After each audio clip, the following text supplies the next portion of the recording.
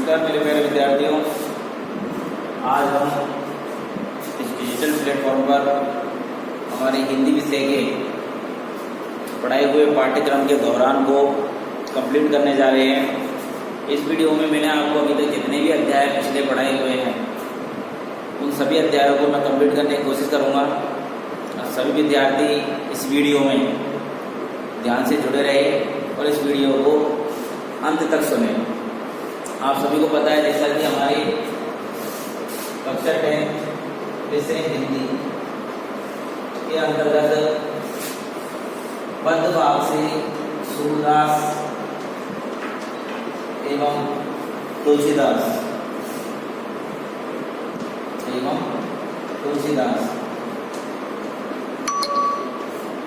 अगर बात करूँ मैं गद्य की तो हमारे गद्य भाग से नेताजी का चश्मा,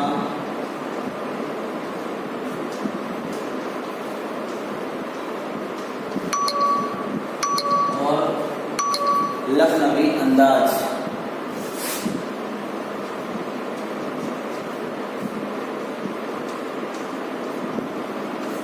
इन 4 अध्यायों को शामिल किया गया है इस टेस्ट के अंतर्गत, जिनमें से हम प्रथम अध्याय सूरदास को कंप्लीटली पढ़ चुके हैं, जिसकी मैंने आपको सर्वप्रथम PDF में एक प्रश्न पुस्तिका सेंड की थी, जिसके हल आप सभी विद्यार्थियों ने बड़े ही सुंदर तरीके से दिए थे और सभी विद्यार्थियों के लगभग सभी प्रश्नों के उत्तर भी बिल्कुल सही थे। बात करूँ मैं इस चैप्टर से संबंधित महत्वपूर्ण प्रश्नों की, तो आपको क्या क्या याद रखना है इसमें? इनके जन्म, इनके निधन, इनके जन्म स्थान, इनके गुरु, इनके माता पिता के नाम, इस चैप्टर में कौन मुख्य पात्र है, किस प्रकार के व्यंग्य किए गए हैं, गोपियों की क्या दशा बताई गई है, श्री कृष्ण के ऊपर क्या व्यंग्य किए गए हैं, उद्धव को क्या उपलम्ब दिए गए हैं, इस तरीके की बातों पर हमने चर्चा की थी और लगभग पूरा ही चैप्टर हमने कवर कर लिया था। यस, तो इस चैप्टर की जानकारी तो आपको देने की आवश्यकता नहीं है क्योंकि आपको मैंने प्रीवियस में इसको पढ़ा दिया था।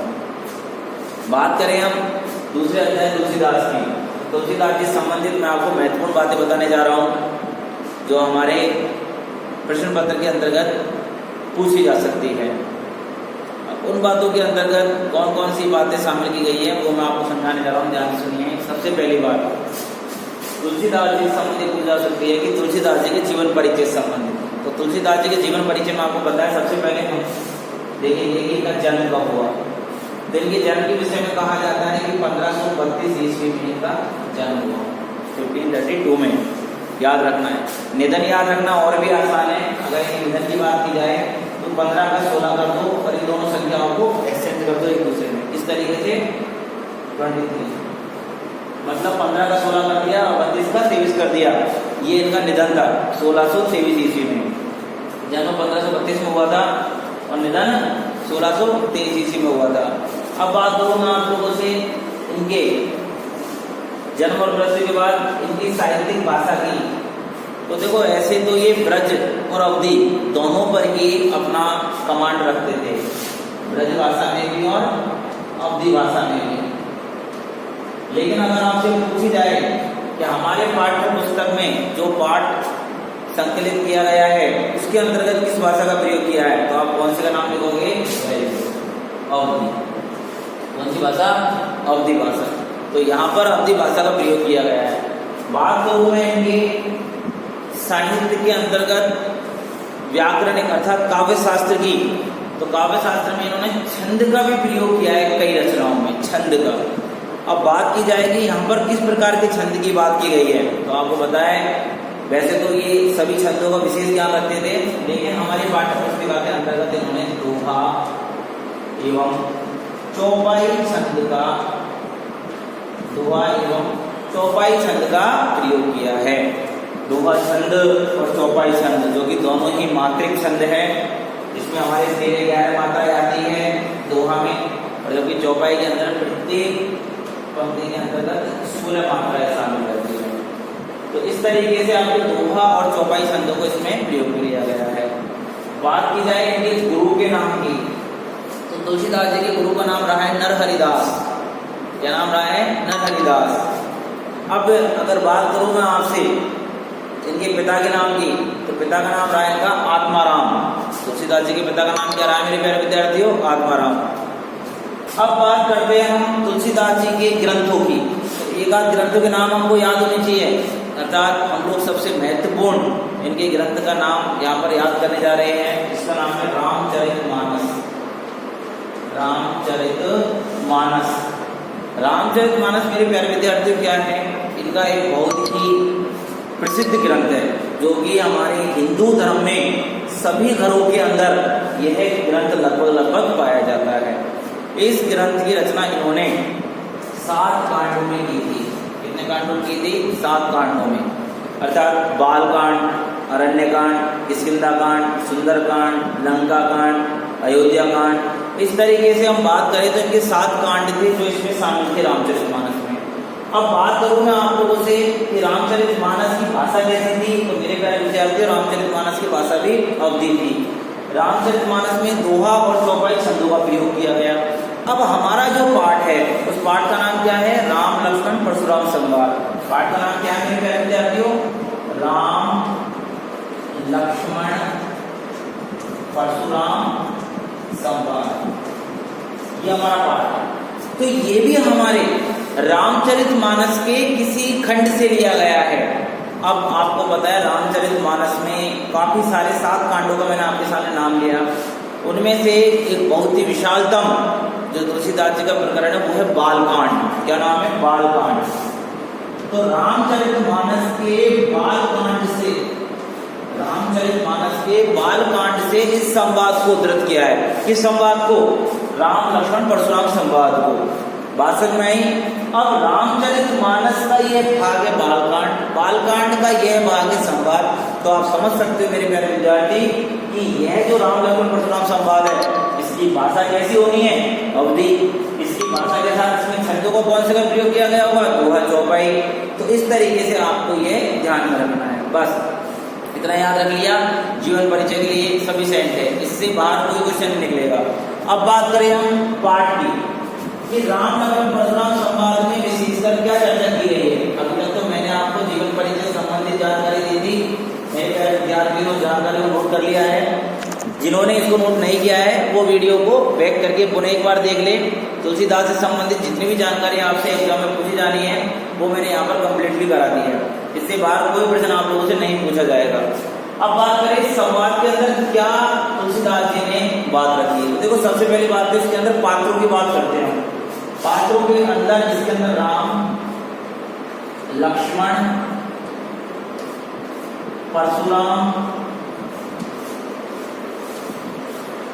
विश्वामित्र, तो मेरे प्यारे विद्यार्थियों ये 4 पात्र हमको इस पाठ के अंदर बताए गए हैं। अब इन चारों पात्रों को मैं इस पाठ को ध्यान में रखते हुए समझाऊंगा। देखो सबसे पहली बात लक्ष्मण जी और परशुराम जी, इन दोनों का संवाद इस पाठ के अंतर्गत ज्यादा देखा गया है। तो हम कह सकते हैं ये दोनों ही पात्र इस संवाद के मुख्य पात्र हैं। कौन कौन? लक्ष्मण और परशुराम। अगर आप लोगों से पूछ लिया जाए कि लक्ष्मण और परशुराम में से कौन सा एक पात्र आपको मुख्य पात्र के रूप में रखना है, तो आप लोग परशुराम जी को रखोगे यहाँ पे। अब मैं बताऊंगा कारण क्यों। अगर आपके सामने ऑप्शन में जोड़े से आए कि लक्ष्मण परशुराम, राम लक्ष्मण परशुराम विश्वामित्र, तो आपको इन दोनों का नाम रखना है। अब देखिए और आगे की बात, इस पात्र में अर्थात राम नाम का जो पात्र आपके पाठ्य पुस्तक में पूछा गया है, इस पात्र में बेटा विनयशीलता का गुण देखा गया है, दयालुपन, अर्थात किसी भी बात को विनय के साथ, संवेदनशील तरीके के साथ, करुणा के साथ हल करने का जो विकल्प है वो केवल और केवल राम के पास ही था। तो हम कह सकते हैं कि विनयशील स्वभाव के अंतर्गत हमने राम को देखा है। बात करें हम लक्ष्मण के व्यवहार की, तो लक्ष्मण का यहाँ पर आप क्रोधी स्वभाव देखोगे। लक्ष्मण का कौन सा स्वभाव देखोगे? क्रोधी स्वभाव देखोगे। परशुराम जी का भी सेम आपको क्रोधी स्वभाव ही दिखाई देगा, क्योंकि परशुराम जी को तो वैसे भी विश्व में विख्यात कोप अर्थात क्रोध का धनी माना जाता है। बात करूं मैं विश्वामित्र की, तो विश्वामित्र जी हमारे यहाँ पर राम के स्वभाव के साथ ही दर्शाए जाएंगे। क्यों? क्योंकि आपको पता है कि राम और लक्ष्मण दोनों के गुरु कौन है? विश्वामित्र। दोनों के गुरु कौन है यहाँ पर? विश्वामित्र। अब देखो यहाँ पर विश्वामित्र जी के यहाँ पर आप देख सकते हो कि कई नाम बताए गए हैं, कई नाम बताए गए, जिनमें से एक नाम बताया गया है कौशिक। कौशिक क्या बताया गया है? कौशिक। तो कौशिक का मतलब आप समझ सकते हो, विश्वामित्र से ही संबंधित करके बताया गया है। कौशिक शब्द का प्रयोग किसके लिए किया गया है? विश्वामित्र जी के लिए किया गया है। बात समझ में आ रही है आपको? इस प्रकार से ही परशुराम जी के लिए यहाँ पर भृगुसुत, परशुराम जी के लिए किस शब्द का प्रयोग किया गया? भृगुसुत। अब भृगु कुल है, उस कुल में परशुराम जी का जन्म हुआ था और सुत का अर्थ पुत्र होता है, तो भृगु कुल के पुत्र कौन? परशुराम जी। अब बात करें सूर्यवंशी, तो सूर्यवंशी आपको पता ही है राम और लक्ष्मण के लिए कहा गया है। ऐसे विशेषणों का प्रयोग भी इस पाठ के अंतर्गत हम लोगों को देखने को मिलेंगे।